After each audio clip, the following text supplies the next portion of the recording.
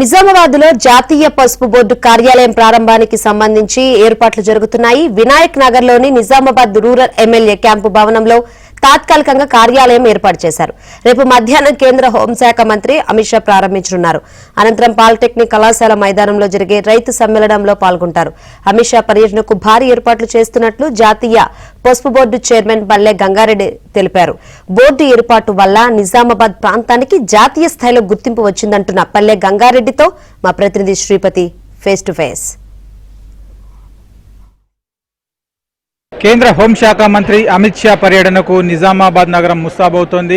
Polytechnic కళాశాల మైదానంలో జరిగే రైతు సమ్మేళనానికి సంబంధించి భారీ ఏర్పాట్లు కొనసాగుతున్నాయి. అలాగే అమిత్ షా రేపు ఉదయం నిజామాబాద్ చేరుకున్న తర్వాత పసుపు బోర్డు జాతీయ కార్యాలయాన్ని ప్రారంభిస్తారు. అనంతరం పాలిటెక్నిక్ కళాశాల మైదానంలో రైతు సదస్సులో పాల్గొంటారు.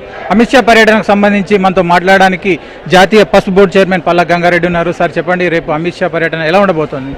రేపు ఏదైతే 29వ తేదీ మధ్యాహ్నం 1 గంటకు నిజామాబాద్కు అమిత్ షా గారు చేరుకొని నేరుగా పసుపు బోర్డు కేంద్ర కార్యాలయాన్ని ప్రారంభించి అక్కడే రైతులతోనే దాదాపు 30 నిమిషాలు సమావేశం, రైతులు అధికారులు, అది అధికారిక కార్యక్రమం కాబట్టి అక్కడ రైతులు అధికారులతో సమావేశమై ఆ తర్వాత నేరుగా గౌరవనీయులు డి శ్రీనివాస్ గారి విగ్రహావిష్కరణ పూర్తయిన తర్వాత నిజామాబాద్లో ఉన్నటువంటి కంటేశ్వర్లో గల పాలిటెక్నిక్ మైదానానికి వచ్చి రైతు మహాసమ్మేళనంలో పాల్గొనడం జరుగుతుంది. ఈ రైతు మహాసమ్మేళనం నా భూతో నా భవిష్యత్తు ఒక చారిత్రాత్మకంగా జరిగేటటువంటి అవకాశం ఉంది. రైతులు స్వచ్ఛందంగా గ్రామాల నుంచి వాళ్ళ సంఘాల వారిగా తీర్మానం చేసుకుని గతంలో అనేక మంది నాయకులు పసుపు బోర్డు తీసుకొస్తాం, పసుపు శుద్ధి కర్మాగారం ఏర్పాటు చేస్తాం, పసుపు పరిశోధన కేంద్రాలు తీసుకొస్తాం అనేక ప్రతి ఎన్నికల్లో ప్రతి ఒక్క పార్టీ మేనిఫెస్టో కూడా పెట్టింది.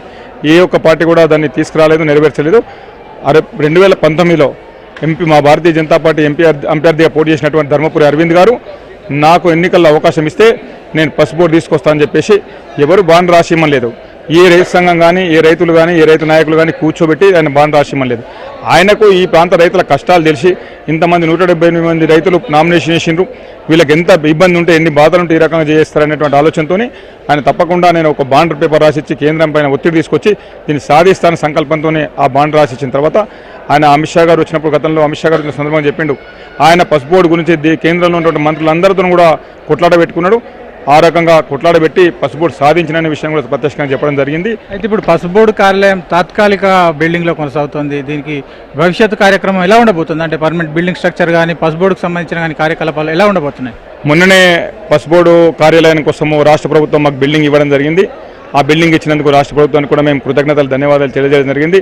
అదేవిధంగా అదే రాష్ట్ర ప్రభుత్వం అదే స్ఫూర్తితోని ఇక్కడ ఉన్నటువంటి ఒక 2-3 ఎకరాలు మాకు ఇస్తే బాగుంటుందని చెప్పేసి టౌన్లో మేము ఒక 2-3 ఎకరాలు అడగడం జరిగింది. వాళ్ళు ఒక 2 ఎకరాలు ఇస్తామనేటువంటి అభిప్రాయాన్ని వ్యక్తం చేయడం జరిగింది.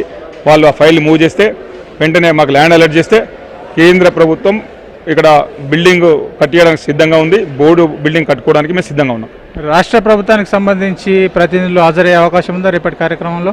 ఎవరెవరికి మీరు ఆహ్వానం పంపారు? అసలు పసుపు బోర్డు కేంద్ర కార్యాలయ ఆఫీస్ ప్రారంభోత్సవానికి రాష్ట్ర ప్రభుత్వ ప్రతినిధులందరికీ కూడా ఆహ్వానాన్ని పంపడం జరిగింది. తప్పకుండా అక్కడ నిర్వహించేటటువంటి అధికారిక కార్యక్రమానికి రాష్ట్ర ప్రభుత్వంలో ఉన్నటువంటి ప్రతినిధులు, మంత్రులు కానీ, ఎమ్మెల్యేలు కానీ, ఇంకా మిగతా అధికారిక ప్రతినిధులు కానీ, అధికారులు కానీ అందరూ ఒక సమావేశానికి వస్తారని చెప్పేసి మేము అనుకుంటా ఉన్నాం. తప్పకుండా రావాల్సిందిగా మేము కోరుకుంటా ఉన్నాం. అక్కడ జరిగేటటువంటి కార్యక్రమానికి వాళ్ళు తప్పకుండా వస్తారని అనుకుంటున్నాం. రైట్. అయితే రేపు జరిగే అమిత్ షా సభ మాత్రం అంగరంగ వైభవంగా ఉంటుందని చెప్తున్నారు. అలాగే దీనికి సంబంధించి ఇటు రైతులు కావచ్చు, రైతు సంఘాల ప్రతినిధులు కావచ్చు, అలాగే వివిధ రాజకీయ పక్షాలకు సంబంధించిన ప్రతినిధులు కావచ్చు హాజరవుతారని పల్లె గంగారెడ్డి చెప్తున్నారు. వీడియో జస్ట్ అనిల్తో శ్రీపతి, ఏబీఎన్ ఆంధ్రజ్యోతి, నిజామాబాద్.